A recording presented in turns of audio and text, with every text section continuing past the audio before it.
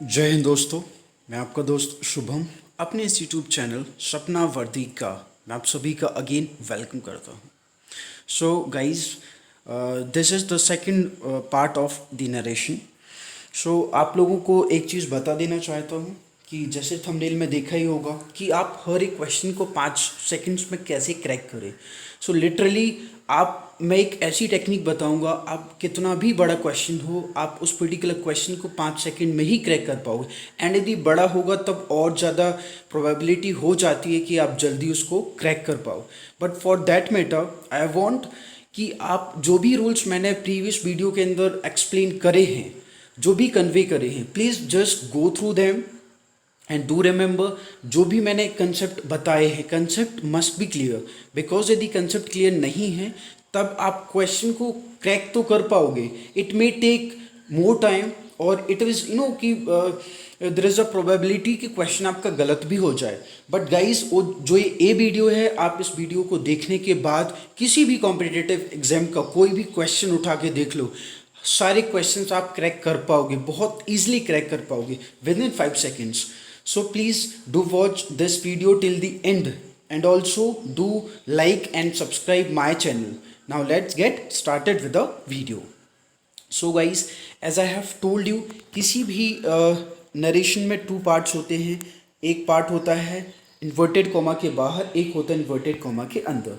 तो जो inverted comma के बाहर का पार्ट है उसको रिपोर्टिंग वर्ब बोला जाता है, एंड जो इन्वर्टेड कॉमा के अंदर का पार्ट है उसको रिपोर्टेड स्पीच बोला जाता है। तो जब भी आपका रिपोर्टिंग वर्ब पास्ट में होता है, जैसे सेड क्या बता रहा है, this is basically past.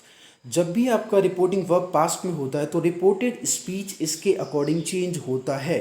So in the last video I have told you each and everything how the tenses change. So please guys उस वीडियो को जरूर देखो। नाउ एक चीज़ और बता देना चाहता हूँ, नई चीज़ है बिल्कुल।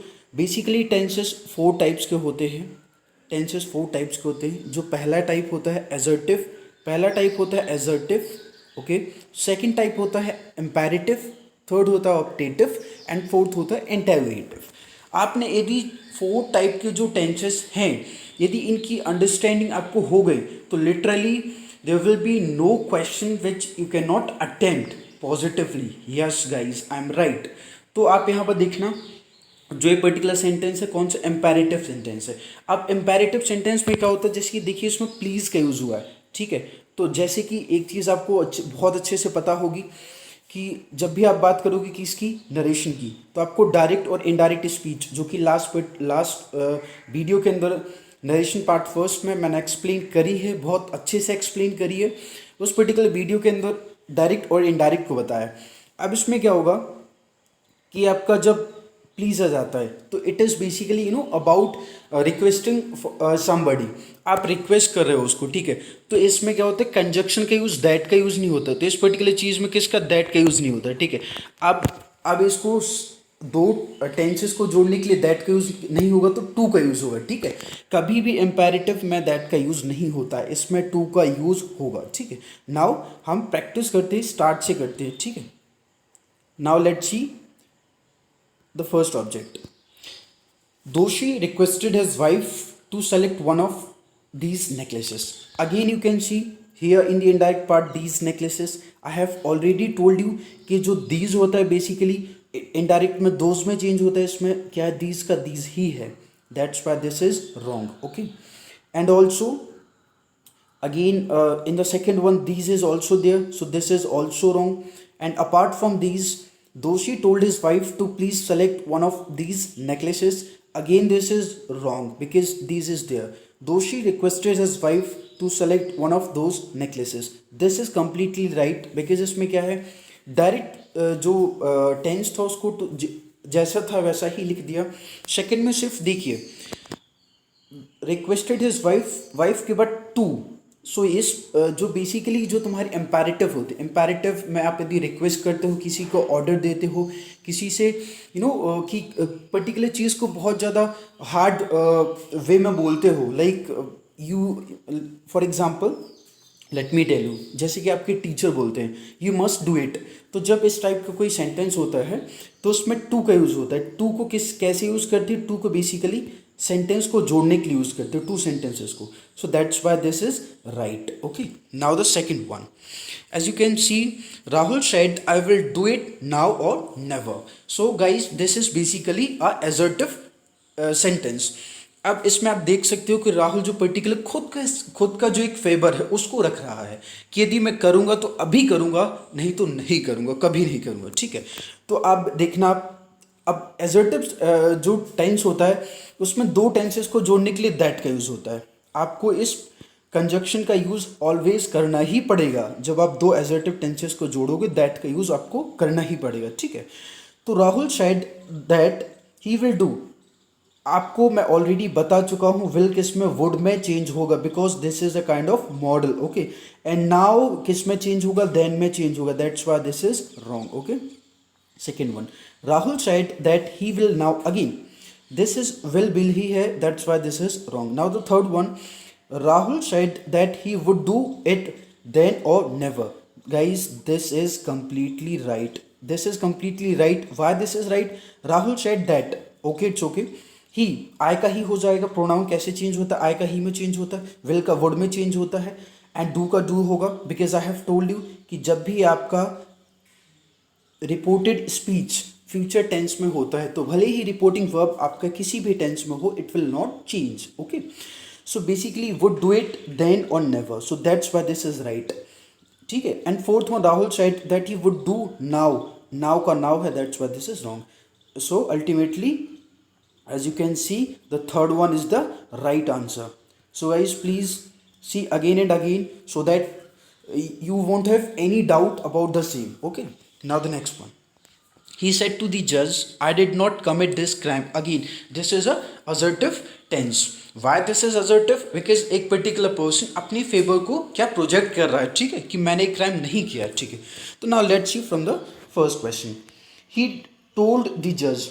अगेन सेड टू किस में चेंज होता है? सेड टू टोल्ड में चेंज होता है. ठीक है, एंड असर्टिव है तो असर्टिव किस में? असर्टिव दो सेंटेंसेस को जोड़ने के लिए दैट का यूज होगा. ठीक है, एंड इसके अलावा एक चीज़ और, डिड नॉट किस में चेंज होगा? डिड नॉट हैड में चेंज होगा. बिकॉज डिड नॉट क्या है? Did not is basically, did is basically the helping verb of past indefinite and it will be changed into past perfect and the helping verb of the same as had. Okay, he told the judge that he did not. Again did ka did hai, that's why this is wrong. Second one, he told the judge that he had not committed the crime. Again wrong because this crime था, this का use हुआ था, इसमें the crime है, that's why इसमें personalized कर दिया, तो that's why this is wrong. Okay, he told the judge that he had not committed that crime. This is completely right, guys.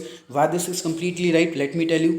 He said to the judge. Okay, he told the judge. ठीक है, said to told में change होता है. ठीक है, बीच में that का use हुआ है, and I को he में change किया, pronoun को he में change किया, and did not की place पर had not आएगा.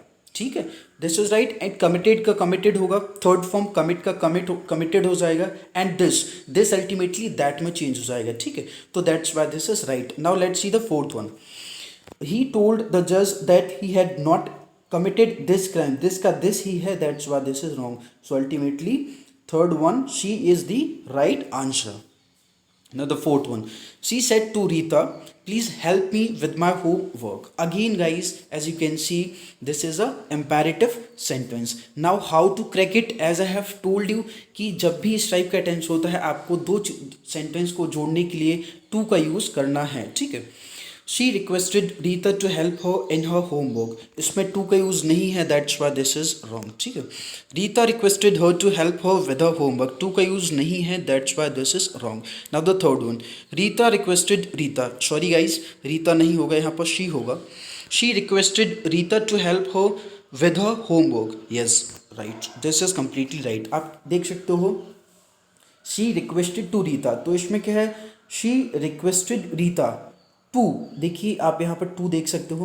प्लीज़ यदि किसी भी टेंस में होता है, डायरेक्ट स्पीच में होता है, तो while making indirect speech of the same, please do not make the mistake of I would say mentioning. Please आपको प्लीज़ मैंशन नहीं करना, बिकॉज आपने जब टू लगा दिया तो आपने दो पर्टिकुलर टेंसेस को जोड़ दिया. रिक्वेस्ट करने का मतलब ही होता, वहाँ पर सेड टू था, दैट्स वाई प्लीज़ था. यहाँ पर आपने रिक्वेस्ट आप कर चुके हो, तो प्लीज़ यूज़ करने का कोई मीनिंग नहीं बनता. ठीक है, Now the fourth one, she requested Rita to, again requested Rita to help her homework. तो ये तो आपका टेंस ही कंप्लीट नहीं है, सेंटेंस ही कंप्लीट नहीं, that's why this is wrong. Four. Now the next one, he said my God I am ruined. तो again this is a kind of optative sentence. अब optative के अंदर क्या होता है, आप बहुत ज़्यादा ऐसे प्रॉब्लमेटिक सेंटेंसेस के यूज़ करते हो, जैसे I am ruined, oh you can do it, yes I can do it, तो इस टाइप के जो सेंटेंसेस होते हैं उसमें ऑप्टेटिव का यूज़ करते हो. तो इसमें एक्सक्लेम्ड का यूज़ करा जाता है. जब भी एक्सक्लेम्ड का यूज़ आपको करना ही पड़ता है, जैसे कि he said my God I am ruined, start right from here. इससे स्टार्ट करते हैं. ही exclaimed sadly that he ruined. Again आप देख सकते हो आई एम ruined. तो एम से आपको क्या पता चला, प्रेजेंट कॉन्टिन्यूस की बात कर रहा है, ठीक है. तो जब इनडायरेक्ट में चेंज होगा तो पास्ट कॉन्टिन्यूस में चेंज होगा, लेकिन ये तो पास्ट इंडिफिनिट में चेंज हुआ, that's why this is wrong, ठीक है. Now the third C number, he exclaimed sadly that he had a past perfect में चेंज हुआ, again wrong. He exclaimed that he was ruined. He exclaimed, अब here you can see, sorry यहाँ पर exclaimed होगा, ठीक है, exclaimed. He exclaimed that he was ruined. Again basically कुछ rules होते हैं, एक्सक्लेम्ड अकेला नहीं आता, एक्सक्लेम्ड सैडली, एक्सक्लेम्ड हैप्पीली, तो इस टाइप के टेंस, इस टाइप के वर्ड्स का यूज़ होता है, तो इसमें यूज़ नहीं है, that's why this is wrong. Again so this is right. Why this is right, he exclaimed sadly that he was ruined. तो एम के प्लेस पर वॉज क्यों हुआ, because this is the helping verb of past continuous tense, okay. And ruined इसका third form as you know already, ठीक है. Now the second one, the police said to the thief don't move. Guys this is again imperative sentence. I have already told you, जब भी imperative आपके सामने आए तो आपको कभी भी दैट मेंशन करने की नीड नहीं है, आपको टू का यूज़ करना है दो टेंसेस को जोड़ने के लिए, ठीक है. Now let's crack it. The police ordered the thief not to move. ये as you can see this is wrong. क्यों, क्योंकि इसमें नॉट पहले आ गया, टू बाद में आया. टू दो नॉट नहीं जोड़ता है दो टेंसेस को, टू जोड़ता है. The police ordered the thief, hit हो गया sorry, thief, that he should not move. Again should का use, there is no mentioning of should, that's why this is wrong, okay. The police told the thief that he did not move. Again this is wrong. You don't have to do anything, brother. You just have to look at the sentence, that how sentence is going, and you just have to crack it. Now the D number, the police ordered to the thief to not move. Guys, this is completely right. Why this is completely right? As you can see, the police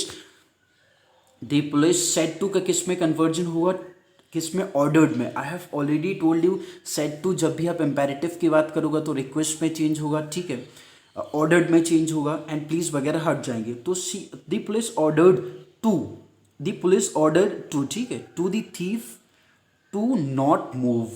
बात समझ आई, ये चीज बिल्कुल right हो जाती है, ठीक है. Now let's talk about the seventh one. The kid yelled in a loud voice, we love our family, ठीक है, we love our family. Again this is assertive because kids खुद के बारे में बता रहे हैं. The kids yelled loudly that they love their family. गलत. Why this is wrong? Because कि we love our family. इससे पता चलता है this particular sentence present indefinite के अंदर है, एक खुद present indefinite में, that's why this is wrong. The kids yelled in a loud voice that they loved their family. Kids yelled in a loud voice that they loved. Why this is wrong? Because they loved their family. The kids yelled in a loud voice that they loved. This is completely right. Why this is right? The kids yelled in a loud voice.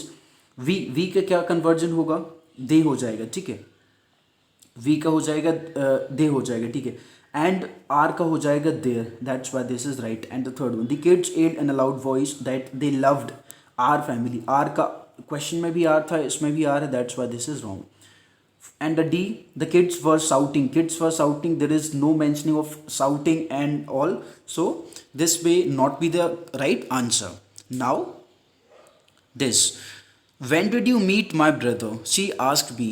Again, guys, this is a last kind of sentence which you would see in this particular topic. That is basically an interrogative tense. Okay. So interrogative के अंदर क्या होता है? WH word का use होता है, ठीक है. WH word, when, what and wherever, इन सभी जो वर्ड्स होता है सभी का यूज़ होता है, एंड इनके साथ में एक कंडीशन होती है, दैट का यूज़ नहीं होता, ठीक है. अब now let's C.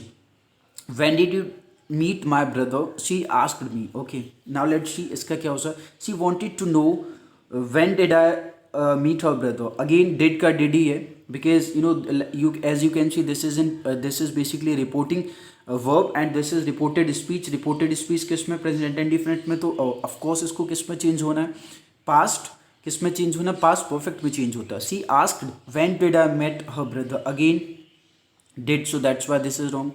She asked me when I had met her brother. This is completely right. Why this is right? She asked me. when का when हो गया. As I have told you, interrogative के अंदर आप conjunction की use नहीं करते, because WH word का मतलब ही होता है क्वेश्चन पूछ रहे हो. ठीक है. I had, तो did का क्या हो जाएगा, कन्वर्जन had हो जाएगा. And as you know third form of meet met. ठीक. एंड हर ब्रदर, तो हर माई ब्रदर का हर ब्रदर क्यों हो जाएगा, बिकॉज आपकी प्रोनाउन में भी चेंजेस होते हैं. ठीक है. She wants to know. Again she wants हमें दिखाता है कि प्रेजेंट इंडिफिनिट में है, so that's why this is wrong. Now this is the last one. Where do you live, asked the stranger.